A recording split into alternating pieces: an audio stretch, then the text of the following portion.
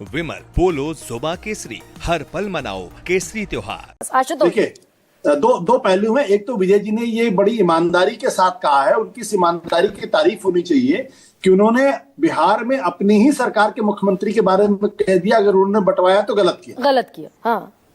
और बंटवाया गया, इसका मतलब गलती की गई। तो ये एक तरीके से उन्होंने एक बात कही।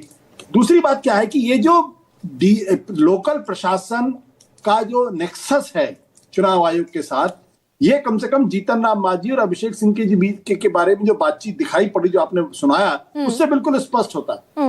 वो आदमी ब्रेजनली इस बात को उन्होंने जीतन राम मांझी ने कहा कि भाई हमने पिछली बार आपको जितवा दिया था, इस बार बताते फिर जितवा देते हैं हम आपको। अब इससे ज्यादा बड़ा सबूत क्या चाहिए आपको? जीतन राम मांझी कोई मामूली आदमी तो है नहीं, वो बिहार के मुख्यमंत्री रह चुके हैं और आज की तारीख में सेंट्रल कैबिनेट में मिनिस्टर है वो। तो वो इस बात को ओपनली कह रहे हैं। अब इससे ज्यादा सबूत किसको चाहिए? अगर अभी भी किसी को सबूत की जरूरत है तो इस क्लिप को दोबारा सुन लिया जाए और उसके आधार पे तय होना चाहिए। और इत्तफाकन दरअसल जब मैंने जीतन राम मांझी के जीते हुए कैंडिडेट्स और हारे हुए कैंडिडेट्स निकाले 6 सीटों में से 1 सीट हारे हैं जीतन राम मांझी और उतने ही वोटों से हारे हैं अनिल टेकारी से जितने वोट कह रहे हैं जीतन राम मांझी। इसीलिए मैं कह रहा हूं, तो कायदे से अगर इलेक्शन कमीशन ईमानदार हो तो इलेक्शन कमीशन को इस अभिषेक सिंह को बुला के उनके खिलाफ कार्रवाई होनी चाहिए, उनसे स्पष्टीकरण दिया जाना चाहिए।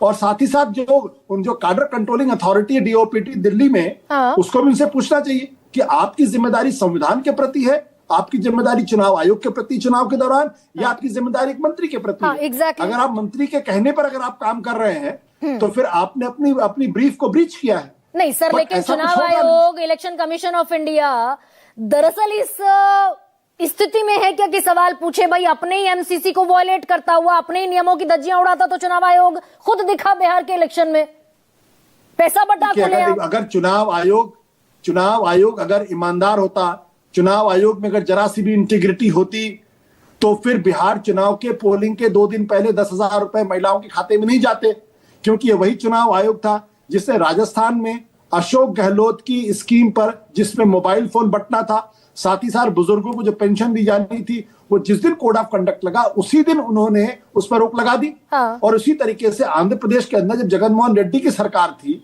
वहां पर भी रोक लगा दी, उनकी पूरी तमाम जो वेलफेयर स्कीम्स थी। तो आंध्र प्रदेश के लिए, राजस्थान के लिए अलग कानून है और बिहार के लिए अलग कानून है। चुनाव आयोग वही है। तो लेकिन आज जो जीतन राम मांझी के बाद बड़ा विपक्ष अपने आप को क्लाउड 9 पर देख रहा है, कंचना यादव से लेकर आरजेडी का social media handle all are on cloud 9 की चोरी वोट चोरी।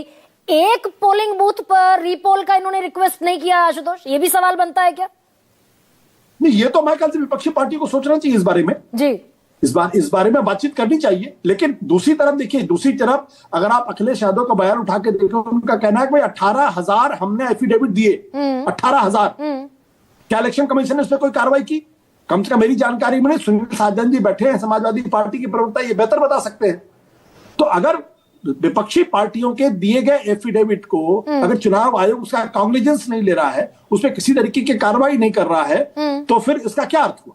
इसका सीधा सा अर्थ हुआ कि चुनाव आयोग की निष्पक्षता खतरे में है, वो ईमानदारी के साथ अपना काम नहीं कर रहा है। ये भी तो हुआ ना भाई, हरियाणा से ट्रेनें भरकर भेजी गई, नायब सैनिक टिकट खरीद कर उनको दे रहे थे, मजदूरों को, गरीब लोगों को। ये भी एमसीसी का वायलेशन है, ये भी नहीं कर सकता चुनाव आयोग। जो वायलेशन था वो हमारे और आपके मित्र राकेश सिन्हा जी ने किया। उन्होंने तो बाकायदा, और इस तरीके के कई भारतीय जनता पार्टी के कार्यकर्ता थे, कुछ बड़े नेता थे, कुछ उत्तराखंड से वहां गए। इन लोगों ने पहले, राकेश सिन्हा जी ने दिल्ली के अंदर वोट डाला और उसके बाद 6 महीने के अंदर, 7 महीने के अंदर उन्होंने जाके बिहार के अंदर भी वोट डाला। जबकि हम आप अच्छी तरीके से जानते हैं कि वो बिहार क्या कहते हैं, बेगूसराय से आते जरूर है, लेकिन वो परमानेंटली दिल्ली के अंदर, तो दिल्ली विश्वविद्यालय में आज भी वो प्रोफेसर के पद पर हैं। तो वो कैसे बिहार के अंदर परमानेंटली रह रहे हैं, वहां कैसे जा रहे हैं? और दूसरी बात क्या, 6 महीने के अंदर आप अगर इसी तरीके से बांटते हो, वोट डालते रहेंगे, तो फिर अगले 6 महीने भी आप बंगाल चले जाइएगा, उसके 6 महीने के बाद आप तमिलनाडु भी चले जाइएगा। तो कानूनन आपने कोई ब्रीच नहीं किया है। एसवाई कुरैशी खुले तौर पर एक इंटरव्यू में हमारे पूर्व मुख्य चुनाव आयुक्त कहते दिखे कि दिस इज नॉट डन, गैर कानूनी है। लेकिन प्रियंका,